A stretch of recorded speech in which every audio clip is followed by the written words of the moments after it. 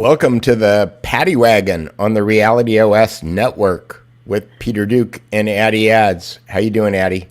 I'm doing fantastic, Peter. Thanks for having me on the show. Well, I guess this is our show. So, it is our show here, and I probably should fix the graphics there too. So just to keep things straight, the Reality OS is moving from being a show to being a network, and the show with Peter and Addy in it we're gonna call it the Paddy Wagon because that was the lamest thing I could figure out to come up with. But it's a working title, folks. It's a working title. If somebody has a better idea for a title, leave it in the show notes below. Yes, wherever that is. Yeah, open source intelligence, citizen intel. If you got a great show name, throw it our way. Indeed. So what did you want to talk about today, Addy? Well, there's a lot of trucking going on in the news. Yeah, mother trucking truckers in Canada, in the Netherlands, and you have some videos I know you had. They're all over the place. Here, I'll show you. Here, so here's what's going on in the Netherlands.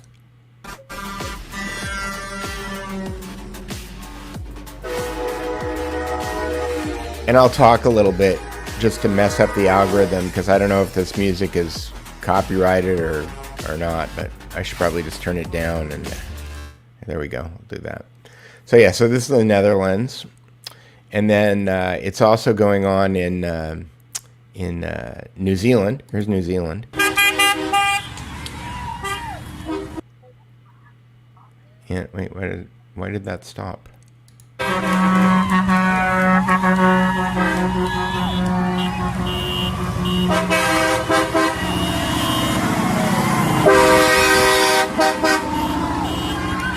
And in Switzerland, they're protesting. They don't have trucks, but the police seem to have their own trucks that they're bringing in. So this is Klaus's little Nazis in Switzerland. They got a truck with like a big wall attached to the front of it. And what's funny is you can hear people in the background and they're banging cowbells. And in the movie, the Forum with Klaus Schwab, there's a little scene where they're trying to humanize Klaus, and they have him choosing the presents for the new participants in the World Economic Forum, and they're trying to decide whether to give them a cowbell or a crystal. So, cowbells are... Have you seen that movie, The Forum? I haven't. No, no. Yeah, maybe I can pull up a little clip of it or something. But is the cowbell representative of something or symbolic? It's apparently it's a totem of the Swiss, right? Oh, yeah. So cowbell. So you can hear cowbells, but the Swiss are doing more cowbell, right?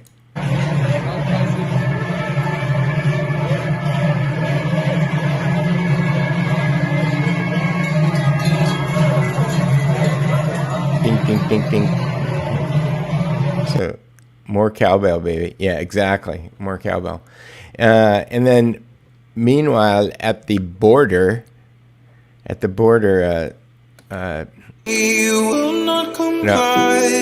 pretty sure that this is that is probably some copyrighted music, but this is what's going on at the U.S.-Canadian border. Now, you and I have to talk about this because I'm not so sure about this strategy here. I would be running the border. I wouldn't be blocking the border because anything that adds to the supply chain crisis that or can be pointed to and have the supply chain crisis blamed on would probably be something that you don't want to do. But so yeah, I've thought about that. What you just mentioned there as being a possible symptom or reason that this could all be a show or theater. What, the entire truck thing or the border thing? Yeah, because it's like if they're decreasing the flow of supplies and resources internationally, right, then that's going to make it easier to starve the population, right? Indeed, and again, potentially to your point, setting these guys up as the fall guys for, these guys messed up. We had big enough supply chain issues in the first place. We're gonna, exactly. But in the meantime, they're dancing in Ottawa, And you saw. So this is the violent protest going on that Justin Trudeau is hiding from.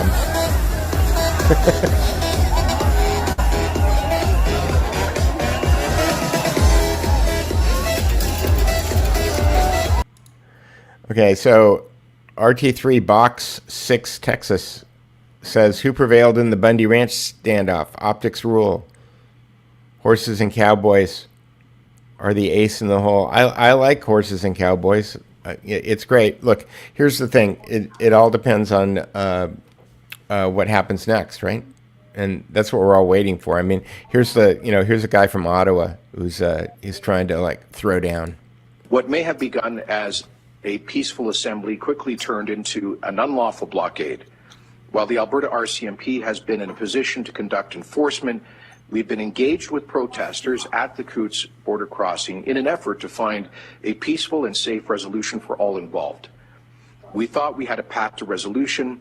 The protesters eventually chose not to comply. As of this morning, further action is being taken by the Alberta RCMP as this blockade continues to impede the ability for emergency agencies to provide full services to area residents. It has also negatively impacted the flow of goods and services and impedes the public's freedom of movement. Right. So to your point, again, blocking the border, I fully support the moving to Ottawa. Although, I guess my big question now is, where's the U.S. Where are the U.S. truckers? What's going on there? And what do you think is happening there? I have a couple of guesses. I was also looking at this guy's little sign, "Get your booster," with the little cartoon of the shot, and it's you could interpret that a few different ways. Anyway, I digress. I'm going to remove that. Yeah, as far as the American truckers, I couldn't say. I don't know. I was on a truckers podcast recently. Actually, Reed Coverdale had me on his show. Yeah, and what'd you find out there? Oh, that was a while ago now. That was I guess it was in January or maybe even December when that happened. But I just saw that he was on Dawson's show. But yeah, as far as the Americans in general have been probably protesting the least out of any country, when you say, as far right. as And I have a big issue. Like, my biggest criticism of the rally in DC, the Malone Kennedy rally, was beat the mandates. DC is that to David Knight's point, it's like what you're doing is you're acknowledging the people who are taking your power away from you. By going to them and asking their permission for you to not have your face stepped on anymore. And the issue for me is that the federal government is completely overstepping its bounds. And if you take a look at the blocking and tackling of the way that all of these mandates are being manifested, they're being manifested on a local level or on a corporate level. Like, almost all of the federal mandates, they either get hung up or they get knocked down, but that isn't stopping Carhartt and Starbucks and all of these other companies, World Economic Forum minions, from telling their employees that they've got to do it. And likewise, I'm not getting ordered out of my gym by the federal government. I'm getting ordered out of my gym by the Los Angeles County Health Department. So the protests should be local. They should be hyper local, and taking them to a national level is almost, I don't know. It seems to be a school play, to your point. Yeah, and that's something I really hadn't thought about in this context. Is you're legitimizing their own power by, like you said, asking for permission and showing up on their doorstep. And that's I don't even know if we covered the Malone CIA clip that he mentions. He had a colleague in the past that he worked with who's a CIA agent. But yeah, it's that Malone did. Yeah. Well, Malone is from DTRA. I mean, the agency that he worked for, that he got all of his contracts through, was the DTRA. So he is a deep state guy. Top secret clearance. Yeah, it was like, I think, billions in grants, and then it was like the BARDA I believe it's called BARDA, BARDA, which is like the bioweapons version of DARPA, right? Specialized in, as far as I could tell. And yeah, it's something that I just couldn't recall if we brought the clip or not last time, but I just wanted to mention that. Yep. So yeah. So it'll be interesting to see the way that this thing shakes out. The fact that Trudeau is gone and he's kind of just fled the scene until it blows over, and Ottawa is now starting to crack down on things. We'll see what happens in the next couple of days. But like I said, the pressure centers. I mean, like I said, I can only speak for myself. I'm not being pressured by the federal government to do anything. Okay, I got letters in the mail saying that they'll send me checks when I fill out my tax return, for being so put upon by COVID. But I don't. But the reason that I can't go to the gym is because of the LA County Health Department. It's because the reason I can't go into a restaurant is because of the LA County Health Department. It's not because of the federal government. So, to the extent that things can change in the United States, I would like to, there's a lot of, it's interesting too, because I was thinking about the fact that the California state government passed a law that said that if you have a rig, a big rig that's over 11 years old, I believe, I think older than 2010, you're not allowed to drive it in the state of California. And I think that just passing that law probably eliminated a lot of independent, I'm guessing, okay, so people can fact check me on this, but my guess is that it eliminated a lot of independent truckers in California, because the people who could afford to keep their fleets updated would be companies that own fleets of trucks that had enough business flow that they could go in and they could do that stuff. So, but why am I saying that? Because what would really work better for me personally would be if a trucker convoy showed up in Sacramento and shut that city down. Why is that? Well, because the more local you can get, or a trucker convoy went to downtown Los Angeles and shut downtown Los Angeles down, because the mandates are being handed out by local authorities. What's happening is you've got the CDC at the top making a recommendation, and then all of the county health departments in the country are following the CDC recommendations, and so it's all being executed at a local level. It's a federated tyranny, and which means that you have to attack it on a local level. Wow, that's the first time, and perhaps somewhat embarrassingly so, that I made that connection with the federation thing, because it's something we talked about as being on the defense with, but it's also on the offense too, right? And that's what they're doing. I don't know if I understand your question. Well, I'm sorry. So I mentioned this idea last year when I brought up PeerTube and me creating a PeerTube and federating with people on PeerTube. Your idea of federating blogs, which you are now doing at the DukeReport.com. Well, the Duke Report's kind of an antithesis of that. The reason that I put the Duke Report together is because what I wanted to do is that I wanted to get, for my own sake, I just wanted to get a list of websites that I thought meet a certain criteria. And the criteria is evidence-based journalism. It's not a real, it used to, it's funny because as the words are coming out of my mouth, I'm thinking, have we gotten down to the point where we have to specify that journalism is evidence-based, right? Because that's what it is. So you've got websites that have kind of radically different worldviews. You've got the conservative Treehouse Sundance over there, and you've got Aaron Mate and the Gray Zone. Well, those two sites don't really see eye to eye, or Whitney Webb's Unlimited Hangout. Like, if you asked any of those people if they really agree with each other's politics, they're probably not close, right? But the thing is that they're all publishing evidence-based journalism. And so, I take a look at what Aaron Mate is saying very seriously. I take a look at what Glenn Greenwald is saying very seriously. I don't really agree with their politics necessarily, and I don't like playing the left-right game anymore anyway, because I think it's all nonsense.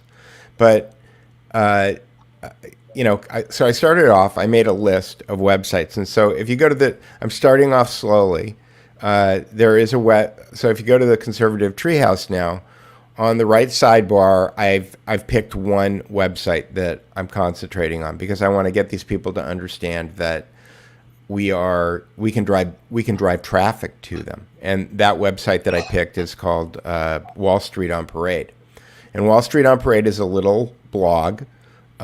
They publish one story a day on mostly on the Fed, but also on trading on Wall Street.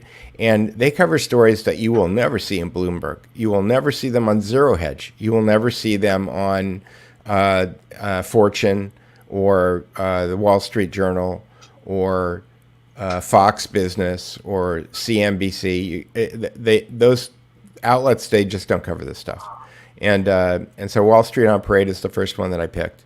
And then we'll be adding more. And I hope to use the tent pole of the Conservative Treehouse that gets between 250 and 700,000 page views a day, and start kind of pointing some of the traffic towards other sites, kind of like the blog rolls used to do before Facebook and Twitter essentially killed the blogosphere. So I'm trying to put it back together like one federated site at a time. But I'm not asking the Conservative Treehouse to put their content someplace. I'm not asking any of these other websites to put their content someplace. I'm just asking them to start federating links, like traffic to each other, in order to be able to kind of create. They used to have this thing back in the day before blogs even. They had these things called web rings. So, you had a Lord of the Rings web ring. And it would be a bunch of websites that did different stories on Lord of the Rings. And then in the sidebar, there would be links to all of the other websites that were in the web ring. And this was a way of driving traffic before there was social media, before there were blog rolls, before there was RSS or any of those other things. Yeah. And so I just want to bring that back together because, if I can get a bunch of sites to point to Addy, and Addy can point to a bunch of other sites, and everybody's pointing to each other, basically is the real estate of the sidebar in order to kind of pull people together, then everybody can be responsible for their own content. They can be responsible for their own traffic and infrastructure and all that other stuff. And the other thing that I'm working on right now is just a revenue model, because there are online advertising agencies out there that will put ads on a website and will help you monetize a site. And they will, if you get deplatformed from Google, they have, secondary and tertiary and other ways that you can generate revenue. So those things are out there, but we'll get there one click at a time, as they say. Yeah, it's going to take a while, and it's interesting how that kind of expansion and then collapse of like increased centralization on the internet, and I would say at the governmental level, with the city-state going to the nation-state, and now that paradigm seemingly collapsing under the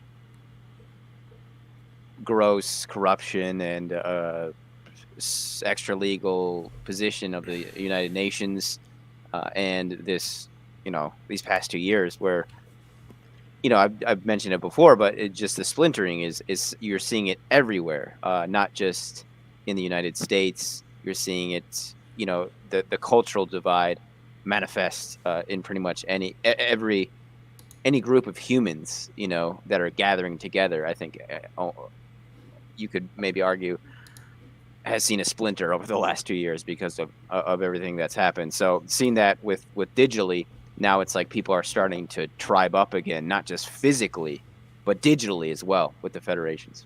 Right, and people do need to tribe up, because that's really the only way out of this. It's like you have to find a cohort of people that are like-minded, and you need to figure out a way to socialize with them, because I think that one of the things that's really been one of the major deleterious effects of what's happened in the last couple of years is people are distanced from each other. You know, families are split up. You know, I got a intervention call from my daughter and my sister a couple of days ago because they saw something on my Twitter feed that offended them, right? And they're kind of fashionably woke, and so they were expecting me to bend a knee or something. Well, you know, I hung up the phone. The knee. I wouldn't bend the knee, and then they, like, I didn't ask them to call me, right? They called me up and told me that they didn't like something that I posted on social media, and that they thought it was insensitive and it hurt their feelings, and I said, too bad. You know, I'm sorry I didn't mean to hurt your feelings, but too bad. And no, I'm not taking it down. And no, I'm not apologizing for doing it. And so I am genuinely sorry that it hurt their feelings. But the reality is that I had spoken to my sister about it. I had said the same thing to my sister using my mouth on the telephone, and she laughed. She took it in the nature that it was intended, which was as humor. And but then as soon as she read it on Facebook, she was offended by it, which I found slightly humorous. But so why am I talking about this? Because there's all these forces in play right now in order to divide us, to divide our families, to divide our social groups, to divide our churches, to divide our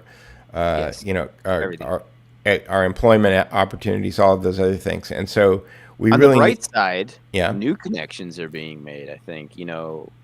And guess what those new connections are based on? What is that, Peter? Values. Yes. Yeah, you're right. I think you're right. You know, values are, you know, it's like, what do you stand for? You know, wow, we're getting deep here. So bonding with other people, like I see regular names in the chat here that participate in this all the time, and I assume that the reason that the people keep coming back is because they share some kind of values with us, and so by doing this, by virtue of actually just suiting up and showing up and doing the show on Sundays, then we're facilitating that kind of, like, this is going to be a staple in Americana in years to come, is the Paddy Wagon. Working title. Right, the Paddy Wagon. That's you know, for people, for the youngsters out there, a Paddy Wagon is a police truck that's specially designed to haul criminals away. And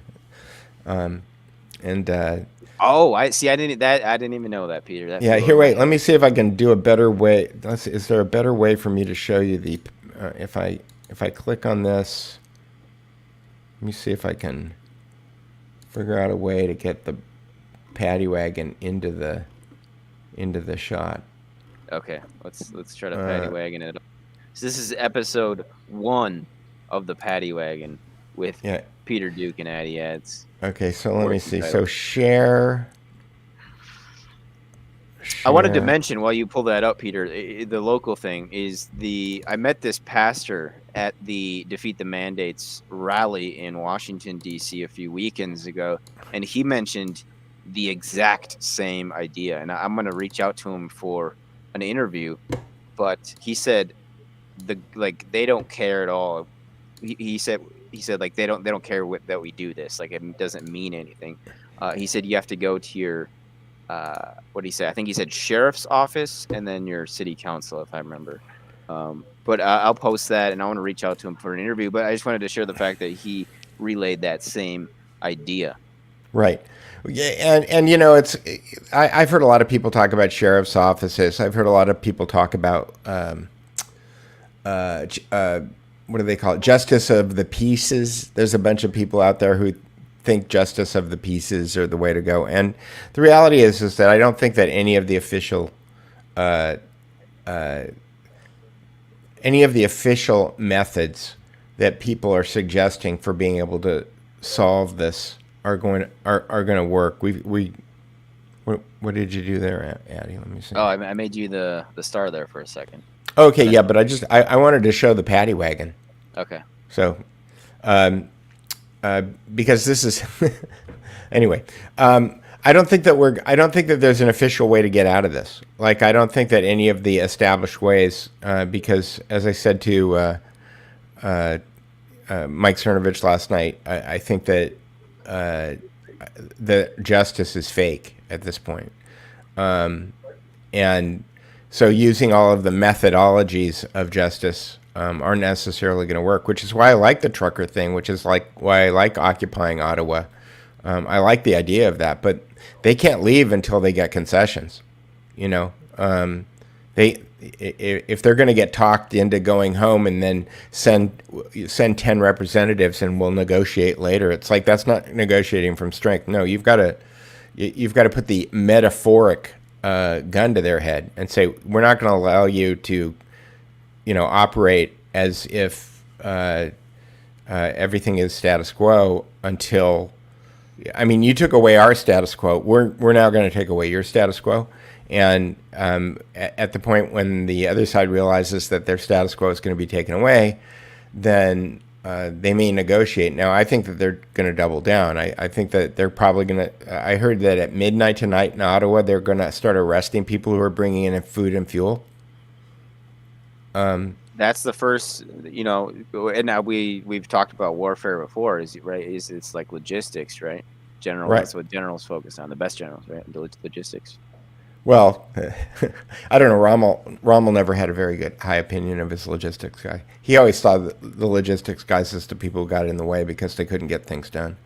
But to your point, supply lines are important in war, and you need to be, getting food and fuel and porta potties, I suppose, to your yes, to your troops. Yep. And so at some point, people need to start running the blockade, right? In order to be able to get that stuff through, which is why, again, my issue with, what's going on at the border is that they're preventing commerce from happening. Mm-hmm. And preventing commerce from happening is going to be spun into a different story than preventing government or bureaucracy from happening. I think we need to make sure that bureaucracy is not happening, but we need to kind of the commerce is having as big a problem as it's ever had right now, and so it doesn't need any more help. Yeah. This is so weird. I still think about this whole thing as like all of us. Well, I would say most of people didn't see this coming, right? I can't say I did. And it was like the long sleep that everybody finally woke up from, Right. And it took people, I think some people longer than others. And some people I'm like, wow, how did it take you that long to figure out that this, we're not going back to normal? I'm not going to name any names, but I was like, man, why? I don't know. Maybe it's like a personality thing or something, but I don't, not that it matters, but I just wanted to observe that because, it's just it's like a bad dream that just keeps going, it just keeps going and going. And I think people are finally, some people are starting to turn a bit and lose patience, but I don't know. Not enough for me. Right. Yeah. But that's the thing too, is you mentioned is this playing into their hands, the truckers protest, to the point where they're LARPing, where they are they going to claim that rounding up dissidents is called protesting, and you should join the protesters who are valiant patriots. They're protesting the government by rounding up the government's enemies for them. Are we going to get that Orwellian? Because that's if that's what is going on, that's the end of the spectrum that we're heading towards, right? But I don't know. Maybe it'll be persuasive enough for the Canadians. People just have to be careful. I mean, I do think that Charlottesville was kind of like the first radical infiltration of the populist movement, right? The 99% of the people who showed up at Charlottesville were mad they were taking statues down. And then they got some infiltrators to choreograph a torchlight parade, and then some other people snuck in with flags, and then it turned into a shit show, right?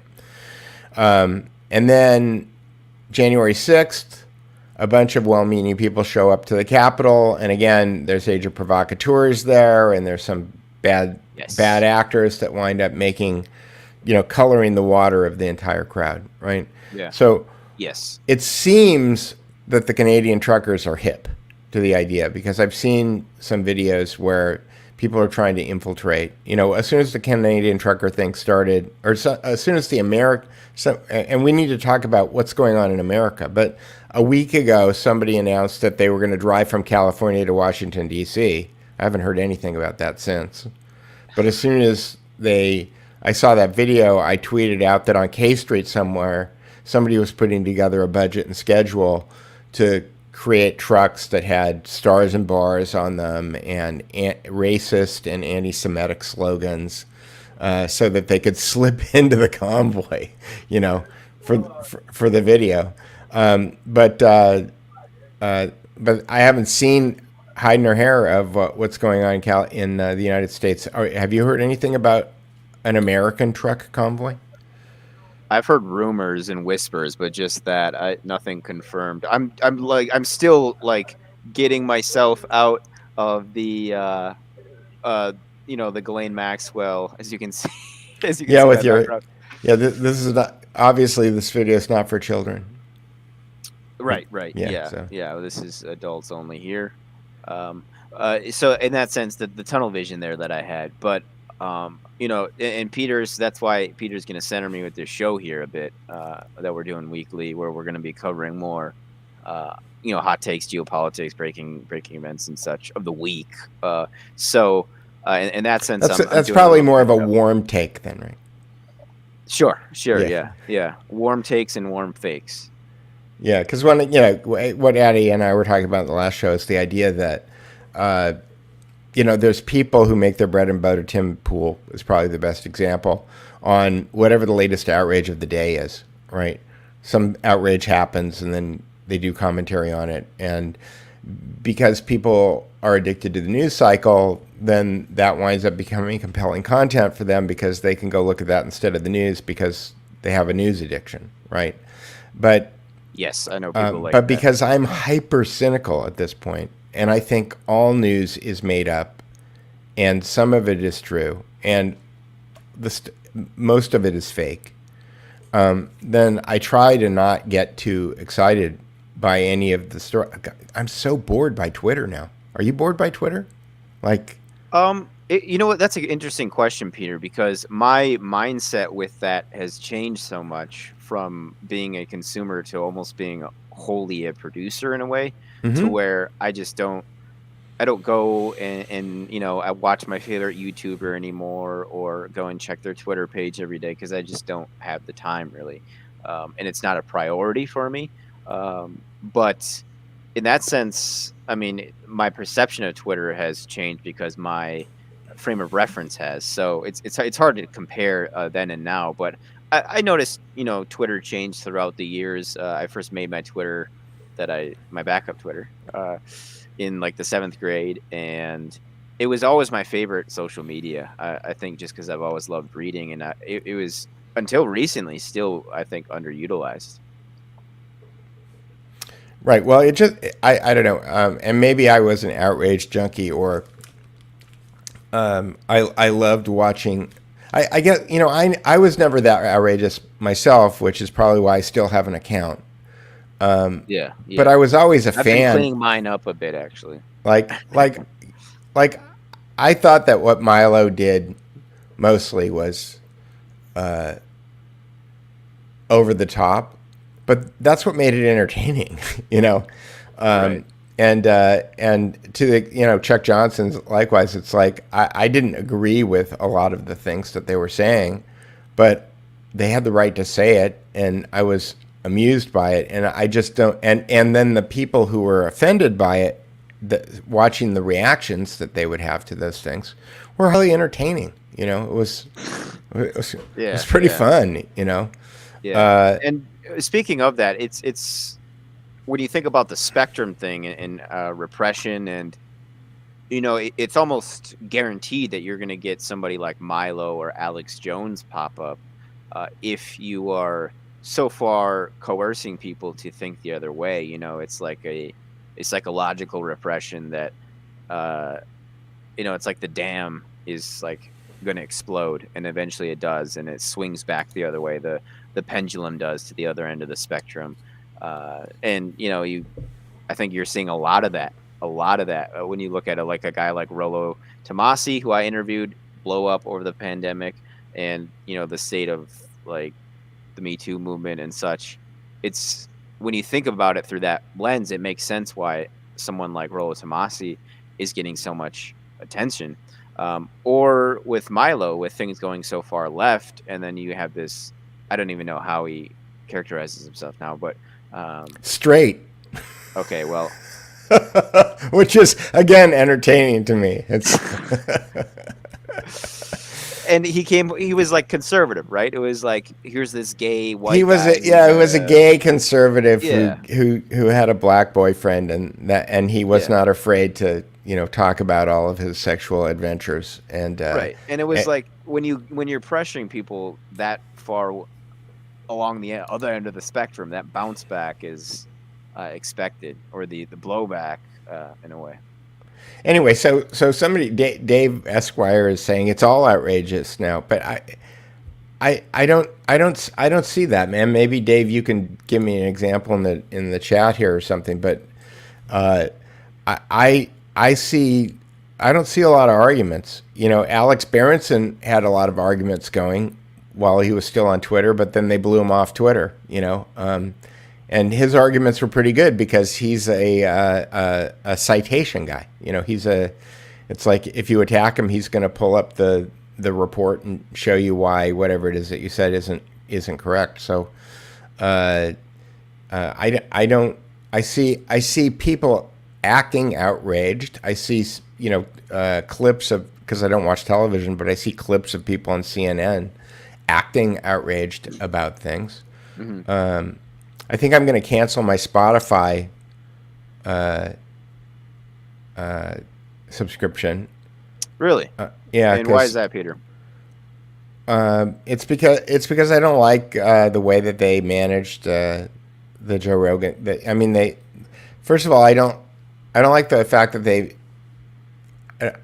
like the fact that they're bending the knee. Like when Joe Rogan went over there. Now maybe he should have had this all kind of like ironed out before he went over there. Can we update people just so, because I might be lost too, where we're at with this? Neil Young came out. He said, take my music off Spotify or take Joe Rogan off.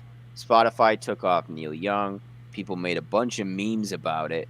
And then I think some other artists came out. Yeah, Joni Mitchell and Nils Lofgren, and then apparently The Rock came out and defended Joe Rogan, and then turned around 24 hours later and retracted his defense of Joe Rogan.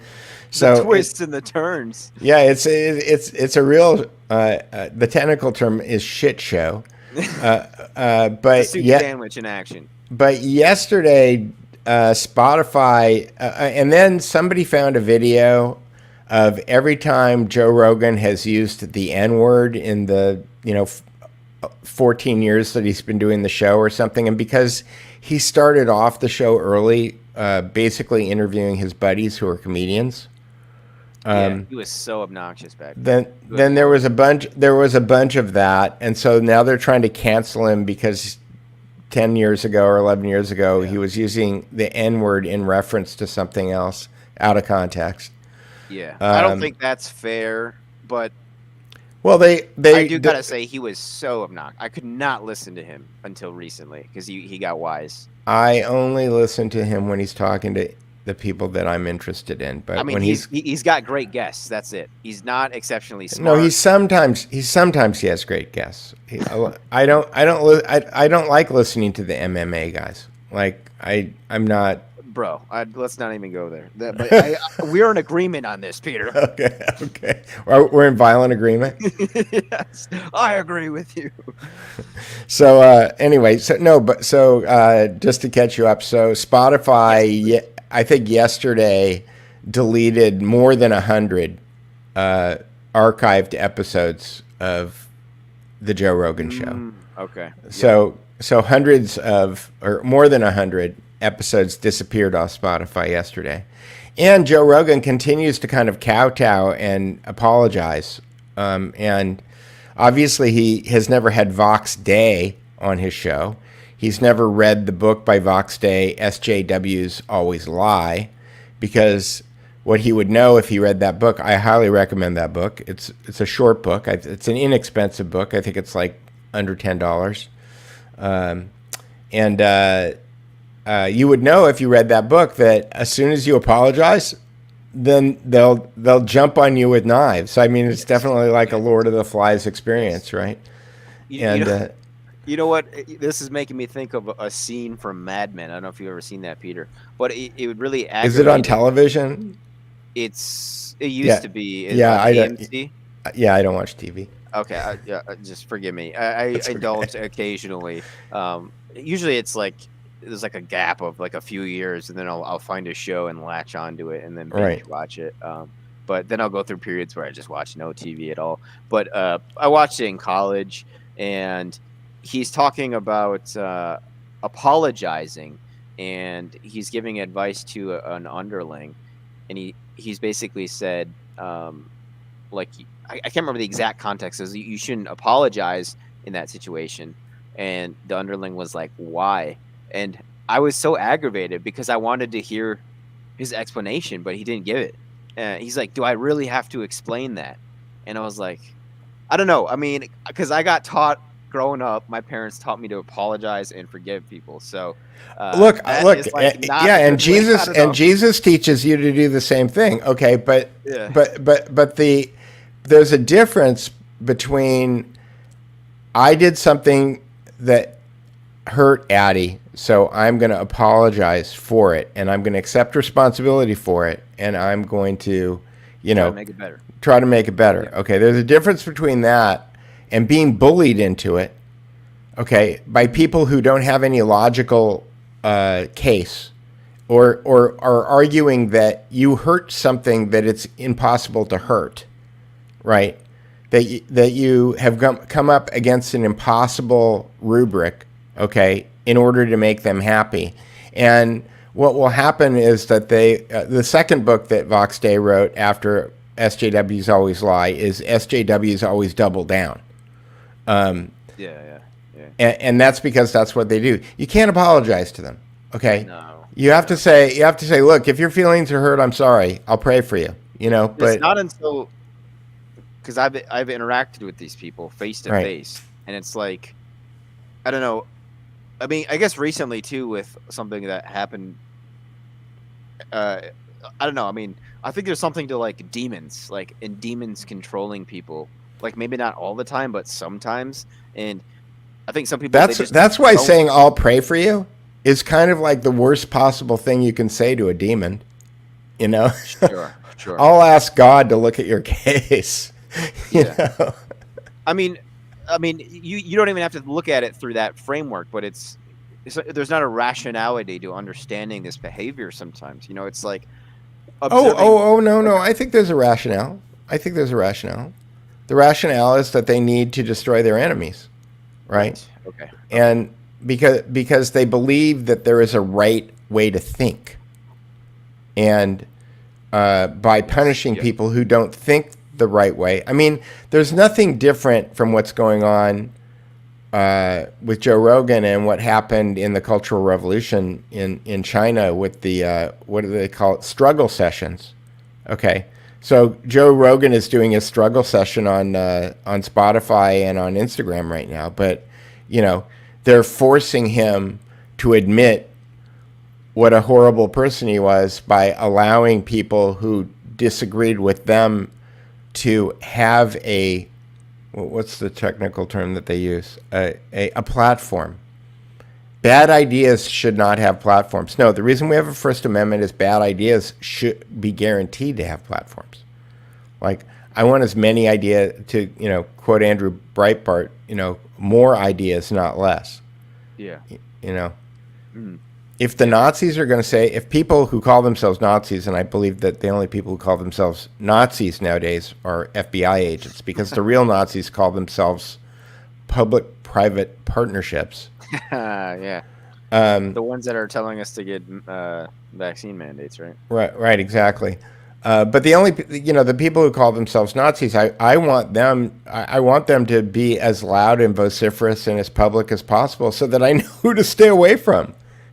You know what I mean? Because they're certainly not a political force, right? No. And it's like, and I don't even know if I've talked about this on air. I haven't. I was at the Defeat the Mandates protest in DC, and I don't know what group these people were affiliated with, but they looked to be some sort of religion where women are very subservient to men. The women were dressed very plainly, which is fine, but he had these like signs up, and they were very sexist, I think, and misogynistic, and all I was doing was taking a picture of this guy, and he just starts making fun of me. He was like, the fact that I have long hair, basically, and he didn't do it until after I started walking away from him, and I was like, there's like a beat there where I was like, man, I know I can take this guy, but I just thought of I honestly thought of my younger brother being like, no, like, you're not doing this, and you mean he was provoking you physically? No, he was. I mean, he was provoking. No. He was provoking me, I think, or trying to. He wasn't succeeding. But I mean, you just, Peter, like, you just don't say that to another guy, right? Right. But I was the thing is where he was standing. He was standing like not even close to the big crowd in front of the the Lincoln Memorial. Mm-hmm. He was like off to the side, and not 20 feet away was a group of cops. And I didn't think about it at the time, but in hindsight, I was like, that looks like a trap to me. That looks like bait. Right.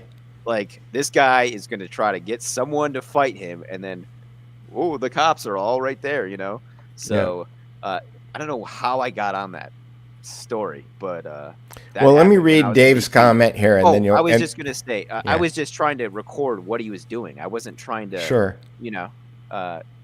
neutrally reporting. Go ahead. Right, but here's the thing about the age of provocateurs, and I learned this on January 6th. They don't want you taking their pictures. They don't want you IDing them ahead of time.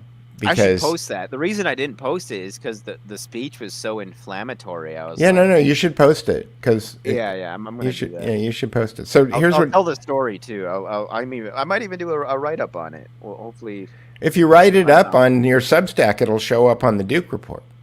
I'm gonna do that. I'll do that this week, Peter. I promise. All right. You don't have to promise me. Just Anyway, I'm you don't owe me. You don't owe me anything, Addy. It's okay.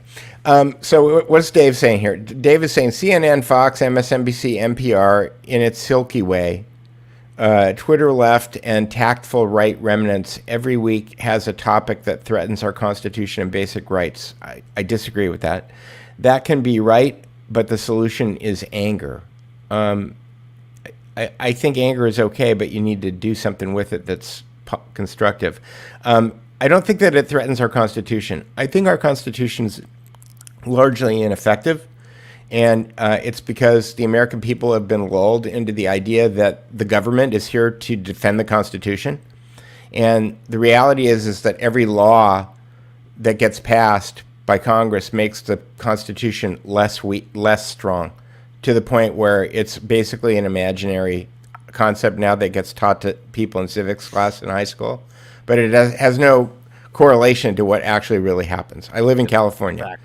I live in California. If I take my 9mm out in my apartment, if somebody comes in through that door behind me and I defend myself, okay, with your tactical pitch, what do you call it? Tactical pitch? Well, no, I'm talking about with a firearm. Then Technically, I'm protected by the Second Amendment, but if I walk out that door behind me in the state of California, I'm committing some kind of a law. And if I walk to Starbucks to get a cup of coffee and somebody sees me with my gun, if I put on my holster and I walk to Starbucks, one of my neighbors will call the police, right? And then the police will come, and the police will want me to, they will violate my Fourth Amendment rights. Yes. And then they will ask me for my gun, and if I don't cooperate with them, then they'll kill me. And they probably will do it pretty disrespectfully and rudely too, right? And condescendingly and smugly. And this is coming from someone who I guarantee you is not as smart as Peter. So, right. He's dealing with that too in this situation. Right. And so, where is my Constitution at that point? My Constitution is imaginary. It doesn't exist. They're undermining the Constitution by 1,000 cuts. There is no Constitution, okay, unless you defend it, okay? Waiting for the government to do something, waiting for the Supreme Court to say something, okay? In the Declaration of Independence, it doesn't say that King George, that they were taking the rights from King George, right? They are inalienable rights. They are your rights, okay? The government, every law that the United States federal government passes erodes your rights, every single one, okay? And this has been going on since Marbury versus Madison, but the Federal Reserve, federal income tax. Notice JFK in this context. Yes, JFK was on it. Okay. The Patriot Act is unpatriotic. The Patriot Act, there's nothing patriotic, or 9/11. Talk about a Hegelian dialectic. No, we're not in a constitutional crisis. There is no constitution. This is the thing. You've got it's a piece of parchment, okay, that's in a glass display case in the Capitol, okay? Yeah. It's not in effect.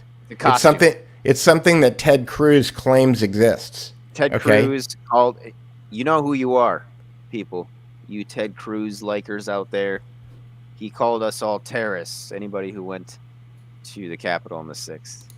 Ted Cruz, this is your Republican Party. This is the best you have to offer, not counting DeSantis, who is a total crazy Zionist, I learned recently. So I was right about that, Peter. Let me say, I don't know if you recall, it was 2021. I want to say it was March. It was springtime, and DeSantis just like pops on Twitter.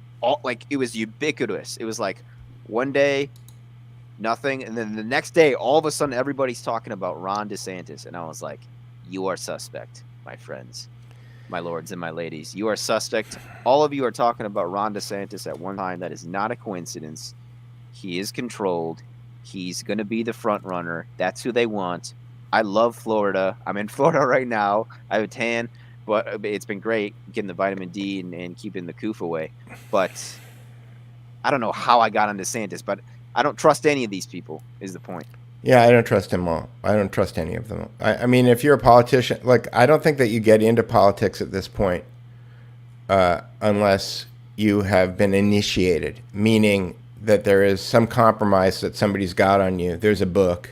Some sort of knighting ceremony or... Right. Well, initiation, if you look at the classic initiation idea, like a fraternity hazing or pick your own secret society, it doesn't matter. It does break down to that kind of Alpheus Levi Baphomet thing where it's got like the goat head and he's got two arms, and on one arm it says Salve, and on the other arm it says Coagula, which means you have to break something down and then put it back together again. So 9/11 broke down something and then they built it back. Yes, controlled demolitions. Yeah, it's no accident that Build Back Better. Build Back Better is what you do after you break something down, right? Yeah. Yes. So it's the end of the Hegelian dialectic, right? So what happens in an initiation, classically, is that someone is confronted with a truth, and they're shown that they're confronted with a goal that's impossible. So this is classically what happens in like college hazings. It's why occasionally people like drink themselves to death or some terrible thing happens, because they're given a task that is not possible to achieve, right? And some people think that they can achieve it and they wind up dying. That's a bad thing, right?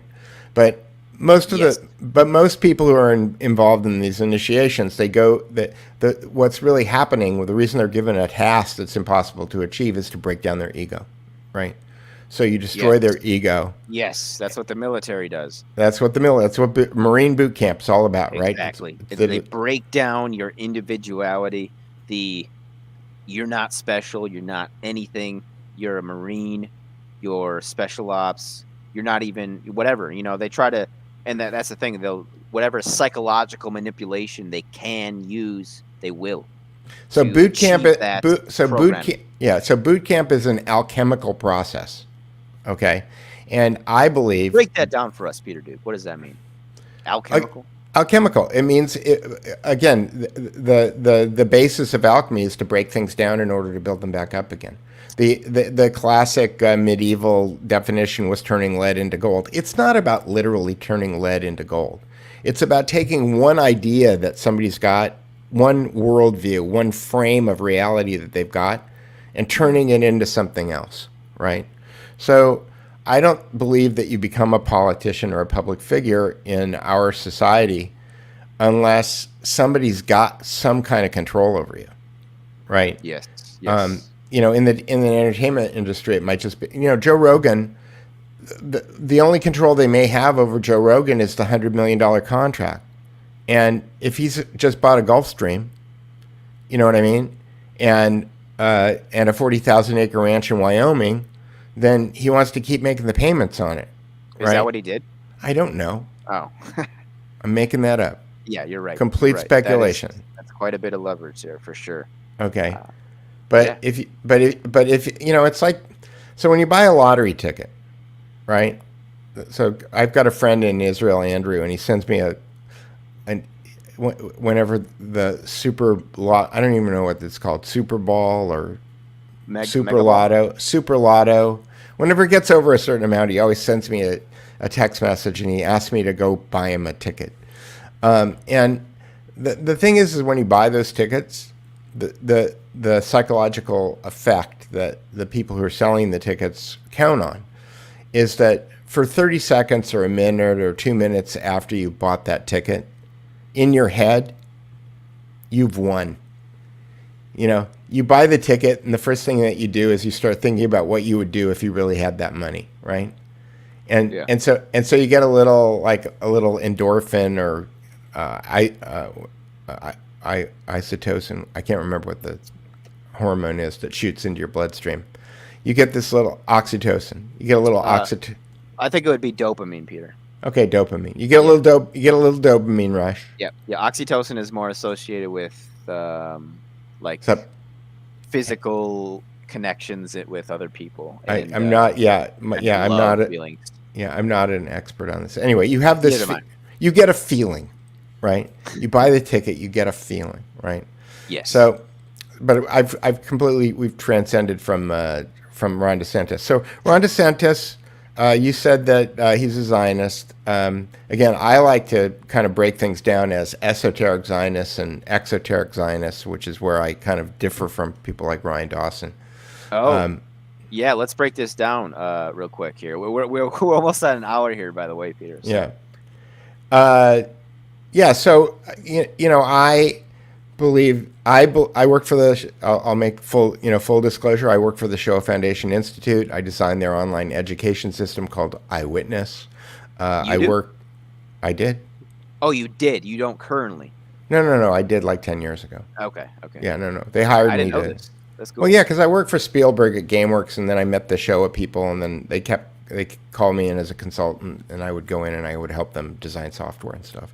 Oh, nice. And then later I worked as a consultant for the Simon Wiesenthal Center because they had a program called Digital Hate, which again it's all about othering, and it's really about getting people banned. Really is what it was really about. Yes.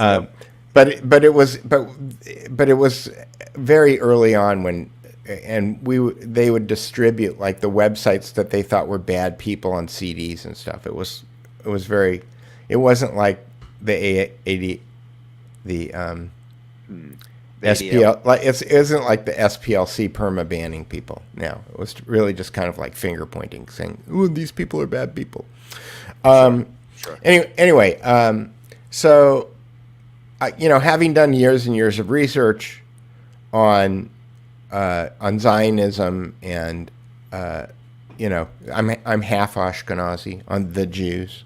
I've come to the conclusion that most Jewish people, and again, this is where I differ from people like Rushvi. We gotta have a whole show on this. We gotta have a whole. Yeah. This is like 2 shows. Yeah. Anyway.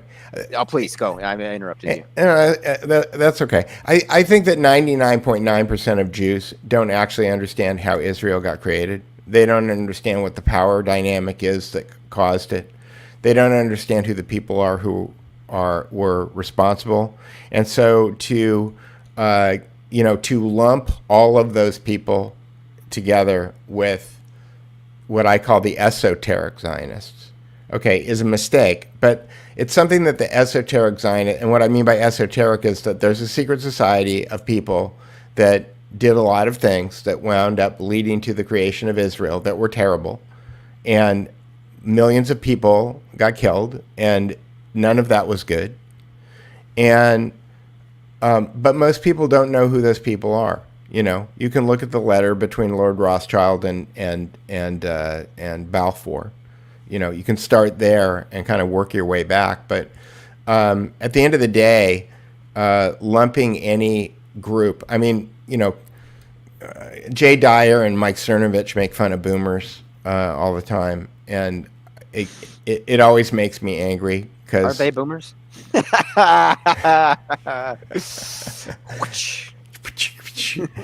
Anyway, I just don't think that you could take any single group homogeneous and say all of the people who belong to this group are this way. I think it's antithetical to America and being American.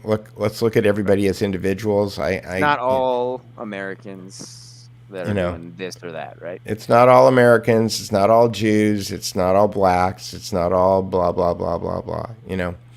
And that's I love John Derbyshire, but he's kind of a IQist,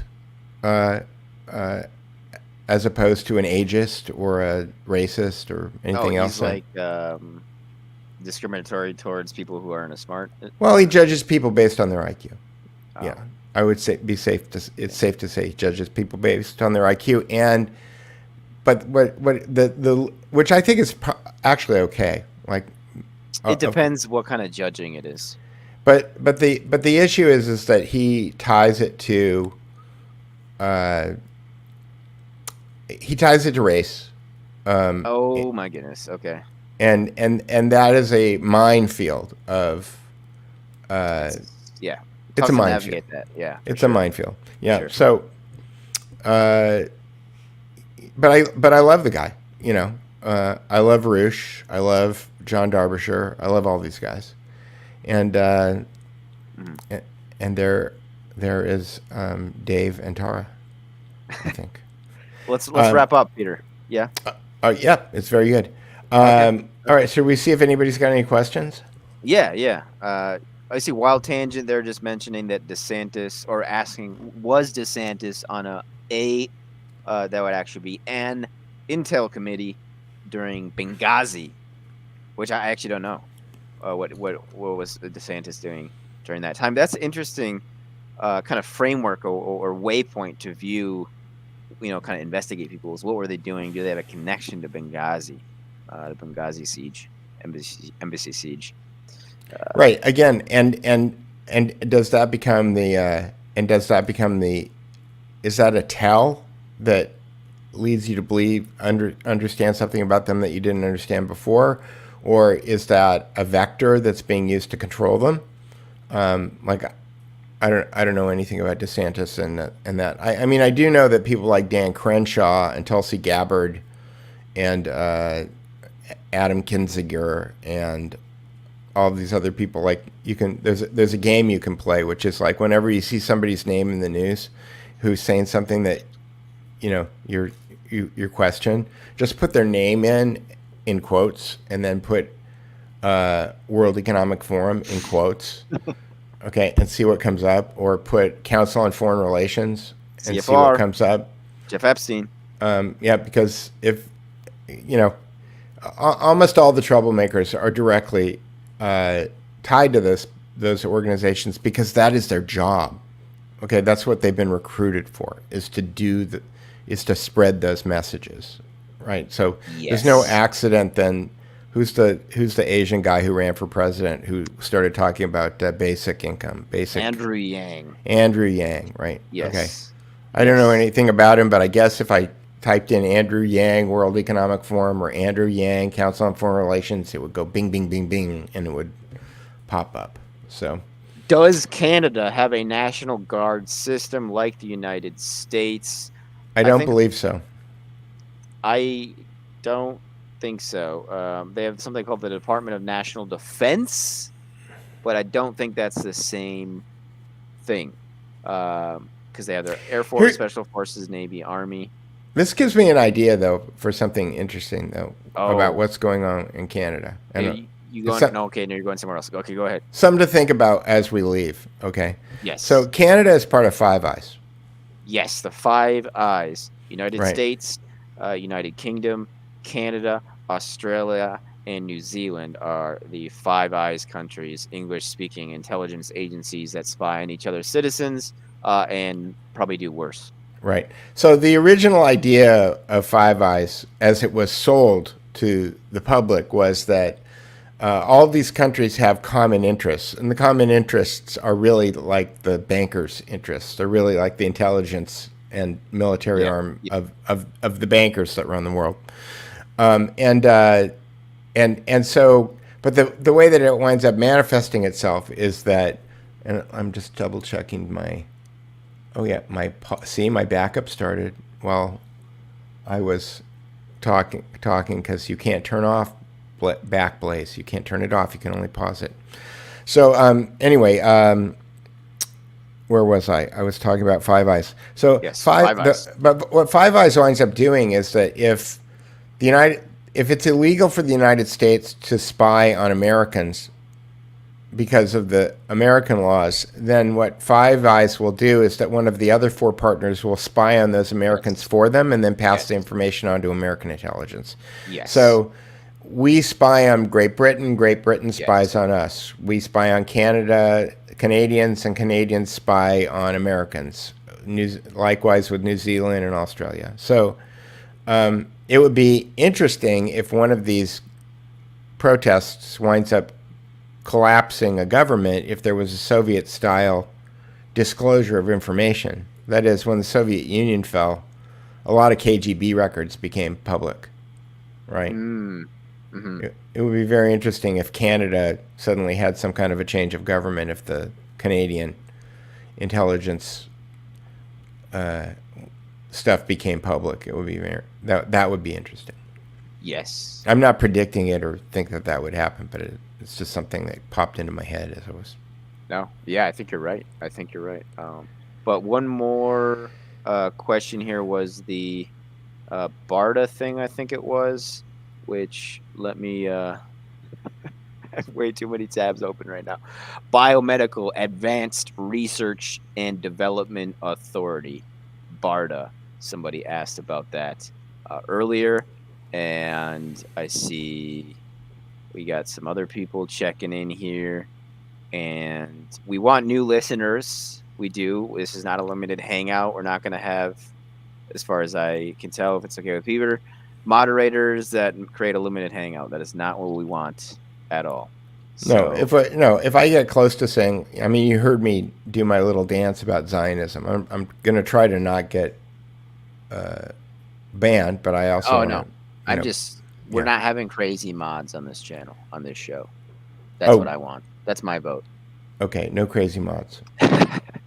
But we're going to be here next week, folks, if you want to join us every Sunday for the rest of your lives. is going to include Addy Ads and Peter Duke. Right. On the in the Paddy Wagon, which somebody in the comments told us is Irish because they used to arrest a lot of Irish people and they would throw them in the wagon.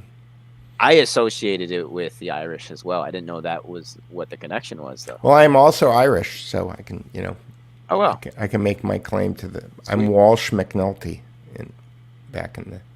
Oh, there you go. Yeah, well, I've got Ashkenazi on one side and I got Irish German on the other. So.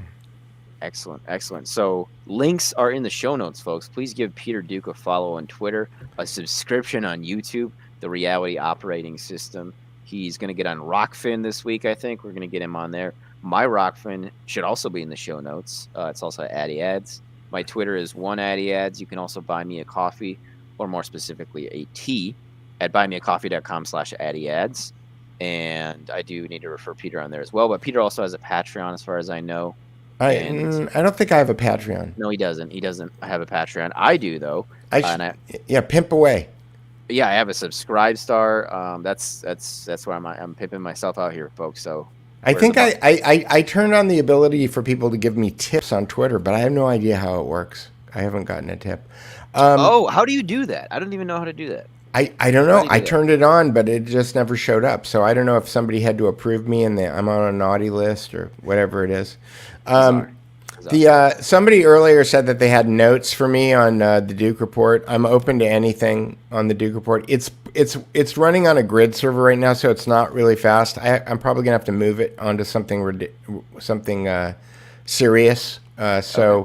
If it's too slow for you, I'm sorry. I'll try to fix that. But the content on it is all automated. So the way the Duke Report works is that it's all RSS feeding it. So I'm not curating it. I curated the thing on the top. So on the top, there's a Bill Taylor story about Khazarians. Basically, he's debunking the Khazarian Ashkenazi connection. Oh my gosh, Bill Taylor, do you have to do that? Do you have to, he did? No, I think he did good work. I hope he did. I hope he did. I really do. I just no. He puts up a lot of evidence, and he has a whole new conspiracy that I haven't ever thought of before, which is the Quaker Jesuit Sabbatean cult. Okay. Yeah. All right. Let's get into that next week. Yeah, go check out Bill Taylor's, and then I'll go find something else to put on the feature on the top of the Duke Report this week. All right. Talk to you later.